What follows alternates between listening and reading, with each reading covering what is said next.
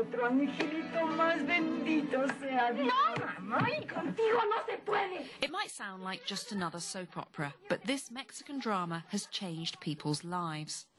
As a result of this storyline, where a young woman refuses to repeat her mother's life of multiple pregnancies and poverty, a third more people visited family planning clinics, and sales of over-the-counter contraceptives went up by almost 25%.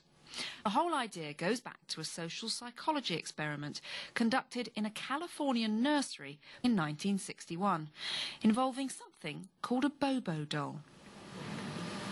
The room contained varied play materials, and children could choose to play aggressively or non-aggressively. I've come to Stanford University, just south of San Francisco, to meet the legendary Albert Bandura, who did the Bobo Doll study. He's in his 80s and still works full-time. And what's really striking about the psychology department here is its position. Instead of being tucked away around the back, like lots of psychology departments, you come onto the campus, up a driveway lined with palm trees. There's the psychology department, right in front of you, in pride of place. And when you come inside, you can see why. There's a list of professors right inside the door here that reads like the spines of the psychology textbooks when I was a student. Sir John, Maccabees, Zimbardo, they're all here, and of course, Albert Bandura. Al Bandura is now, as of 2007, the most frequently cited psychologist in the world. He's just topped Freud and Skinner and Eysenck. He has fought long and hard for the science of human behavior in action. He's been very impatient with personality approaches that simply paint a static picture of a person, because in his mind that doesn't tell you anything about what the person will do. He wants psychology to be relevant, and the psychology he does is relevant. One of Al's strengths is he's been the equivalent to the person who says the emperor has no clothes. Lots of times Al says something that to non-psychologists might be obvious. It's just that when the field has been marching in a wrong direction, Al says, here's where the real parade is going on. Professor Lee Ross, one of Al Bandura's colleagues in the psychology department at Stanford, and before him two others, Laura Carstensen and Philip Zimbardo. Today, Bandura is very famous within psychology, but back in the early 60s, he was swimming against the tide of behaviorism when he came up with the Bobo Doll study. I should explain, by the way, that a Bobo doll is a 5-foot-tall inflatable doll. It's got a weighted base, so no matter how hard you hit it, it always springs back up. At that time, behaviorism ruled the field, and it was assumed you learn only by direct experience. You have to perform responses, and then rewards and punishment shape the nature of the behavior. I couldn't imagine how a culture could produce the kind of complex competencies, the language, the mores, through trial and error fumbling. So I saw this remarkable disconnect between the way in which people live in everyday life and the kind of theory we had about human learning. Al first became famous in psychology for showing that people learn by observation. That's really what precedes the Bobo Doll studies. He showed that animals, one animal who observed something happening to another animal, could learn that contingency without having to, as the Skinnerians or the Hullians, these schools of learning theory at the time, would have said, well, you have to do something and then you get reinforced or not reinforced. And Al said, no, you can learn just by observing contingencies in the environment. Well, anyone who's ever raised a child knows if the child watches one person go and take a cookie out of the drawer, the child will go over and take the cookie out of the drawer. You don't have to carefully shape that behavior and then reinforce the child. Everyone knows we learn by observation. Al was the one who said, don't lose sight of the fact that a lot of the reinforcement is vicarious. At the same time, we had the advent of television. If you look at Freud's theory, Skinner's theory, Piaget's theory, these theories formulated before the advent of television. So I felt that we needed a psychology that reflected the changing reality of social influence in terms of its speed, its scope, and its power. There was growing public concern about the effects of televised violence on children. We had almost every imaginable form of homicidal behavior being transmitted into the homes. Of course, what Bandura needed for his Bobo Doll experiment was children that he could get easy access to. And he was very lucky because the psychology department at Stanford actually has its own nursery called the Bing Nursery. It's on a different site today from the original one where the Bobo Doll experiment was done. But even now, they have lots of research going on, and on the wall here there's at least 10 different research projects happening. So the parents of the children know that if they enroll them in this nursery, they might well take part in these studies, and the children themselves can choose on a daily basis whether they want to take part.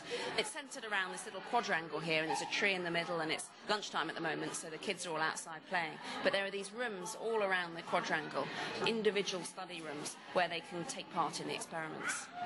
The children know these rooms as games rooms, where they get to sit with one adult who focuses a lot of attention on them, so of course they quite like it.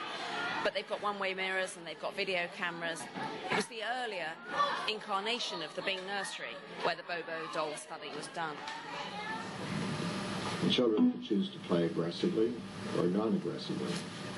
So that little girl is really punching him, isn't she?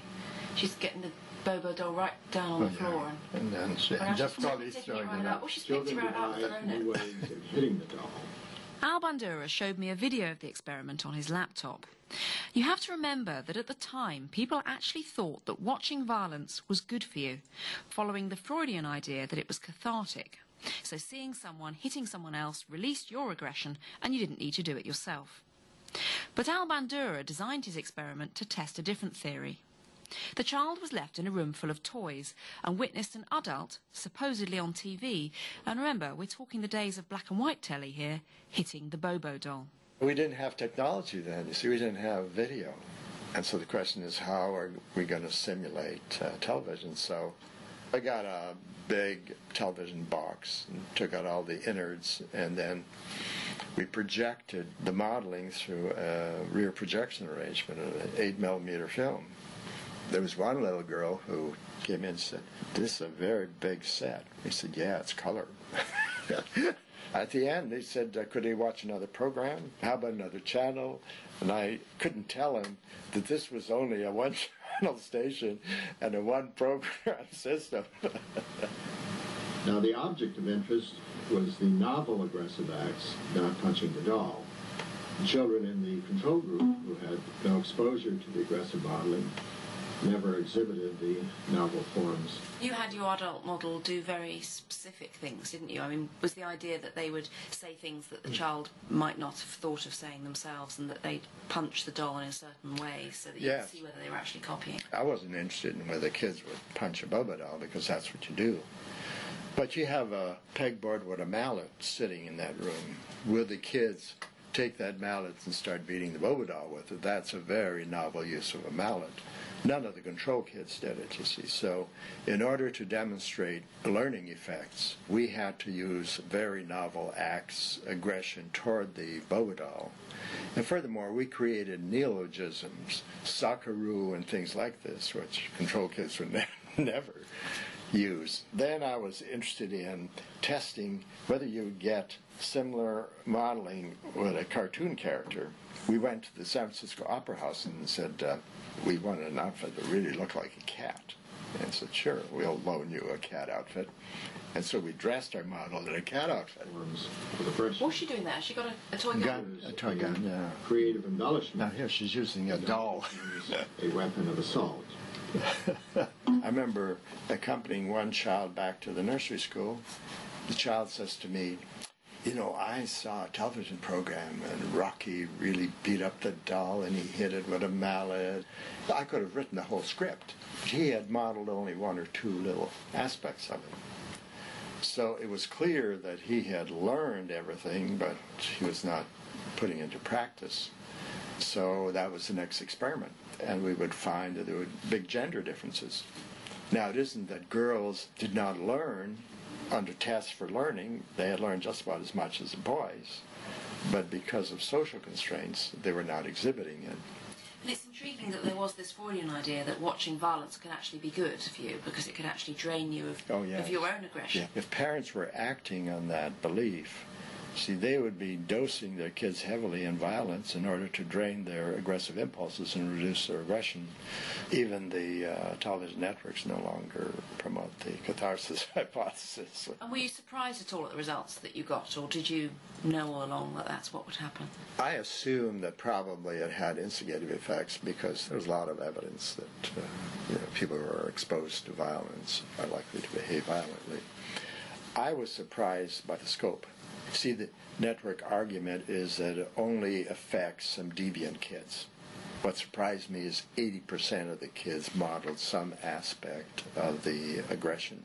What Bandura did is he identified that there are certain rules, if you like, that control the way in which we learn from interacting with media. Barry Gunter is Professor of Mass Communications at Leicester University. The simplistic rule that he found was that if a film model is seen to be rewarded or punished, that can make a difference to whether an observer will copy their behaviour in the future. But there also has to be a degree of identification between the observer and the on-screen actor, so that the more we see that person as similar to ourselves, the more we may see their behaviour as relevant to ourselves. The Bobo Doll study was the first to look at the impact of TV violence on children. But as violence expands into the virtual world, we can take on the role of aggressive characters ourselves in computer games.